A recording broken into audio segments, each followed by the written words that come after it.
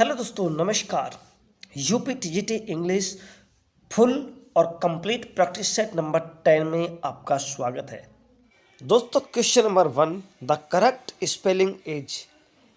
4 option दिए गए हैं और करेक्ट स्पेलिंग होगी option number C, LIAISON, liaison. Liaison means होता है संपर्क। Spelling number 2, dilemma. Friends, dilemma की करेक्ट स्पेलिंग बतानी है और डिलीमा की करेक्ट स्पेलिंग होती है DILEMMA। डिलीमा। डिलीमा मीन्स होता है उलझन। ठीक है।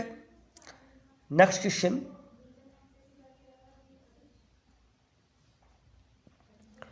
Question number 3, the correct spelling of disappear.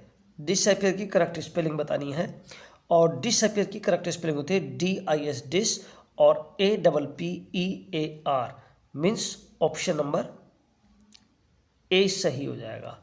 ठीक है, क्योंकि बाकी में सभी में स्पेलिंग गलत है तो ऑप्शन नंबर ए सही हो जाएगा।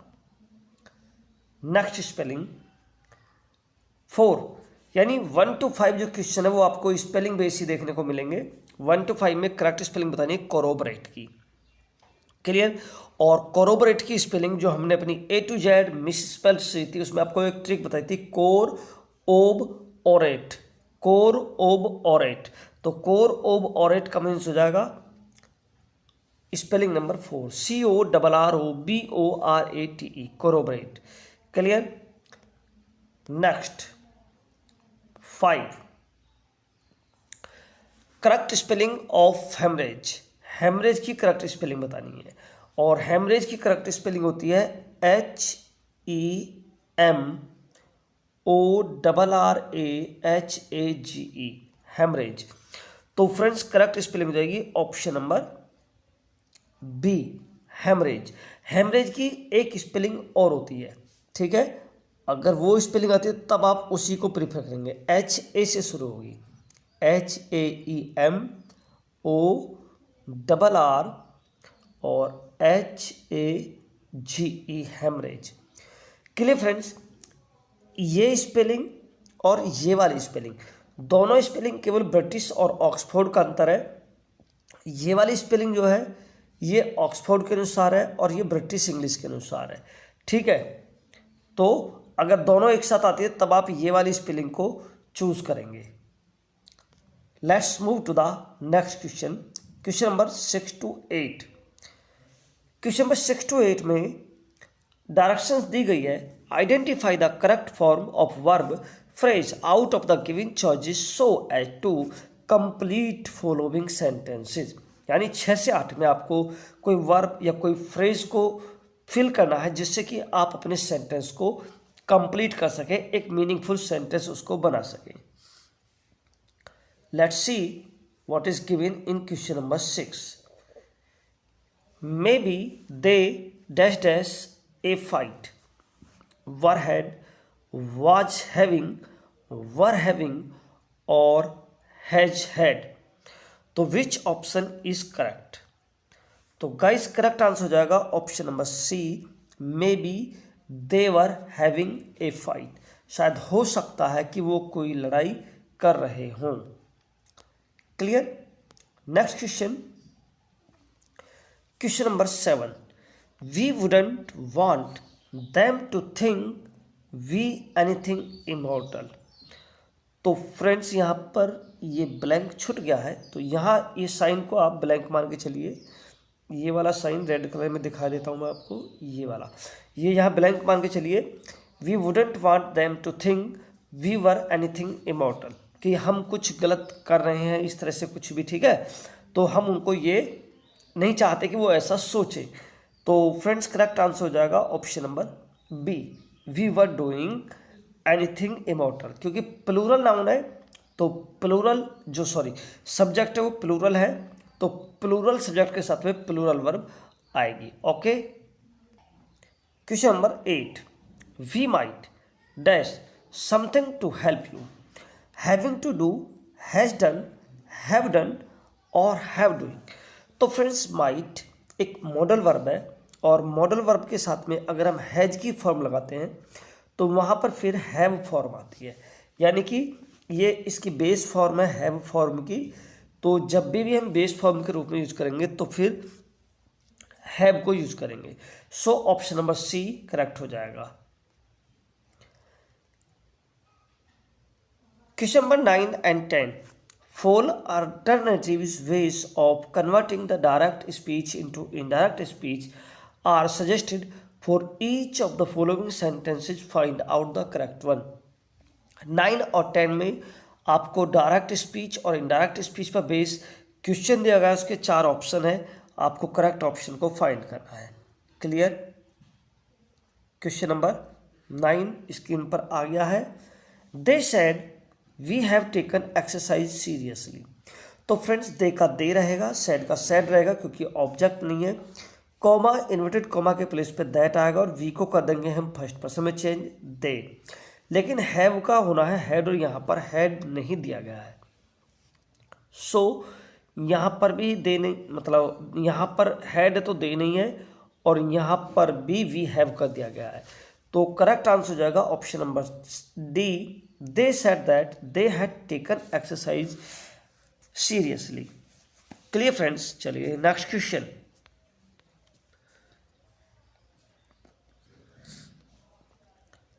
Question number 9, mother said to you when will you start from Pune. Mother ने कहा कि आप पुणे से कब आए, कब चले। तो यहाँ पर इंट्रोगेटिव बन रहा है। Clear friends? इंट्रोगेटिव जो बन रहा है तो हम इसको सेड को आस्क में चेंज कर देंगे और वैन का वैन रहेगा कॉमा इन्वर्टेड कॉमा की जगह, और विल यू तो वुड आ जाएगा और when you would start from Pune. तो ऑप्शन नंबर ए सही हो जाएगा क्योंकि विल को वुड में चेंज कर देंगे और वुड केवल एक में ही दिया गया है। Okay, question number 10, the meaning of the idiom out of date is. तो friends out of date idiom का अर्थ क्या होगा? ऑप्शन नंबर डी सही हो जाएगा, ओल्ड फैशन्ड। यानी कि जो ओल्ड फैशन है, आउट ऑफ डेटा का मीन्स होता है जो चीज पुरानी हो चुकी है, ओल्ड हो चुकी है। Question number 11, the masculine gender of filly is. Filly का मैस्कुलाइन जेंडर बताना है और फ्रेंड्स फिली का मैस्कुलाइन जेंडर हो जाएगा कोल्ट। क्लियर? नेक्स्ट क्वेश्चन 12,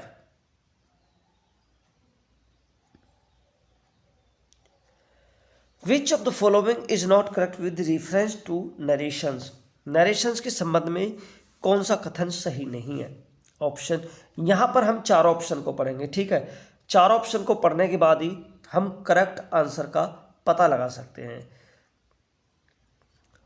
इन changing direct speech into indirect speech, past perfect continuous tense change into future perfect continuous. तो friends ये कह रहा है कि जब हम डायरेक्ट से इनडायरेक्ट में कन्वर्ट करते हैं, ट्रांसफॉर्म करते हैं, तो पास्ट परफेक्ट कंटिन्यूअस टेंस को फ्यूचर परफेक्ट कंटिन्यूअस टेंस में बदल देते हैं, जबकि ऐसा नहीं होता है। पास्ट परफेक्ट कंटिन्यूअस टेंस में हम कोई भी चेंज नहीं करते हैं और हमारा सवाल ये है कि नरेशन के संबंध में कौन सा कथन सही नहीं है। तो ऑप्शन नंबर ए पर ही हमको करेक्ट आंसर मिल गया है, ये कथन ही सही नहीं है। क्लियर? बाकी के ऑप्शन को देख लेंगे। Could, should, would, might, not change, ठीक है। Reporting verb says to change into tells, ये भी ठीक है। Reporting verb says in direct speech is not change in indirect speech. तो जो रिपोर्टिंग वर्ब सेज होती है तो इनडायरेक्ट स्पीच में उसको हम चेंज नहीं करते हैं, ठीक है, कि वो सेज का सेज ही रहता है अगर उसके बाद में कोई ऑब्जेक्ट गिवन नहीं है। 13, in the formation of adjective form verbs which of the following is not correct. यानी वर्ब और एडजेक्टिव फॉर्मेशन के पेयर में कौन सा पेयर सही नहीं है? डेकोरेटिव का डेकोरेट हो जाएगा, ठीक है। डेड का डाई हो जाएगा, ये भी सही है। एजुकेटिव का एजुकेट हो जाएगा, ये भी सही है। बट इनवाइस का होगा इनवाई, इनवाइस का एनवी होगा, एनवी कह सकते हैं इसको या इनवाई कह सकते हैं। EN और VY। Clear. Question 14, which of the following words has correct spelling. किस वर्ड की स्पेलिंग करेक्ट है। तो डैमेज की करेक्ट स्पेलिंग होती है option number C, DAMAGED। Damage में क्षति या नुकसान। Question 15, which of the following rules is not correct with reference to narrations. Narrations के संबंध में कौन सा कथन सही नहीं है। Second person is change according to the object of reporting verb, ये ठीक है। Number and case of a person is not change in indirect speech, ये भी ठीक है कि कोई भी नंबर है या केस है वो चेंज नहीं होता है, यानी पजेसिव केस में ही रहेगा, और यदि सिंगुलर नंबर है तो सिंगुलर नंबर के अनुसार चेंज होगा, प्लूरल नंबर प्लूरल के अनुसार, और यदि कोई पर्सन थर्ड फर्स्ट है तो वो उसी पर्सन में चेंज होगा। ठीक है। C, in changing direct into indirect the pronoun they is change into those. और D, in indirect the interrogative sentence the conjunction if that if whether is not use. तो फ्रेंड्स ये भी ठीक है, लेकिन ऑप्शन नंबर डी सही नहीं है, क्योंकि इंट्रोगेटिव सेंटेंस में कंजंक्शन के रूप में इफ का भी यूज किया जाता है, वेदर का भी यूज किया जाता है। ठीक है, तो ये कथन सही नहीं है, क्योंकि ये यहाँ पर नॉट यूज कर रहा है जबकि इनका यूज किया जाता है। क्लियर। तो ऑप्शन नंबर डी सही हो जाएगा, जो नरेशंस के रूल के संबंध में सही एक्सप्लेनेशन नहीं देता है। Question number 16, which of the following statement is correct with reference to English grammar. English grammar के रेफरेंस में कौन सा कथन सही है। A, these man received each a prize, these man received a prize each, each of the man received a prize. तो correct answer हो जाएगा option number C, each of the man received a prize. Clear. Each of the man received a prize, ये कथन सही हो जाएगा। 17, which of the following statements is not correct. कौन सा स्टेटमेंट करेक्ट नहीं है। Use of each is appropriate after numeral, use of that for living and non living with singular and plural both nouns. तो friends ये कथन तो सही नहीं है, क्योंकि दैट का प्रयोग पहली बात तो केवल नॉन लिविंग के लिए किया जाता है और केवल सिंगल नाउन के लिए किया जाता है, प्लूरल के लिए नहीं किया जाता है। Before that we use the preposition, before के पहले भी हम किसी प्रीपोजिशन को नहीं रखते हैं। और we used what for things, कि हम केवल व्हाट का प्रयोग थिंग्स के लिए करते हैं, कि what is this, what is that. तो ये कथन तो सही है। तो यहाँ पर भी जो क्वेश्चन होना चाहिए था, विच स्टेटमेंट इज करेक्ट। ठीक है, तो ऑप्शन नंबर डी ठीक हो जाएगा। Next question, select the correctly spelled word. तो फ्रेंड्स करेक्ट स्पेलिंग हो जाएगी ऑप्शन नंबर 3, नैरेटिव।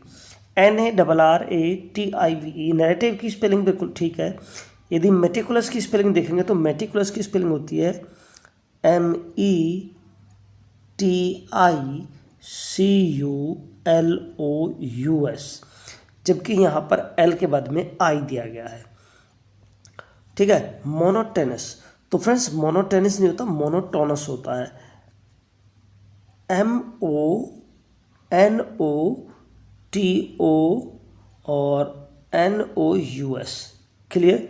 मोनोटोनाउस, यानी ऐसे भी याद कर सकते हैं, मो, नो, टो और नो और us. Clear. 1 pair, 2 pair, 3 pair, 4 pair, 5 pair बन जाएंगे। शुरू के 4 पेयर ओ से बनेंगे। तो that is the correct way of learning spelling monotonous.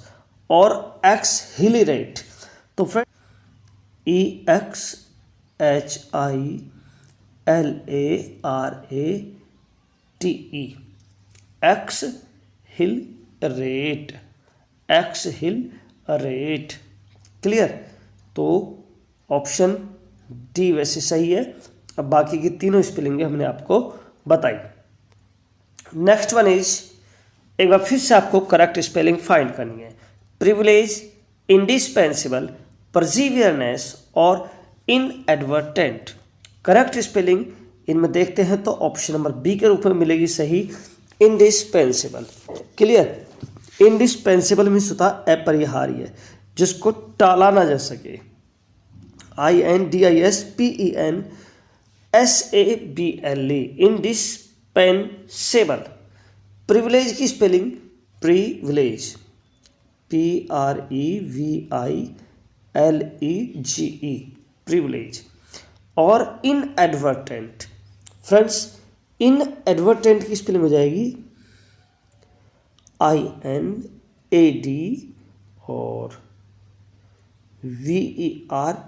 VERTENT। ठीक है? ANT की जगह ENT आएगा। आई होप कि आपको क्लियर हुआ होगा।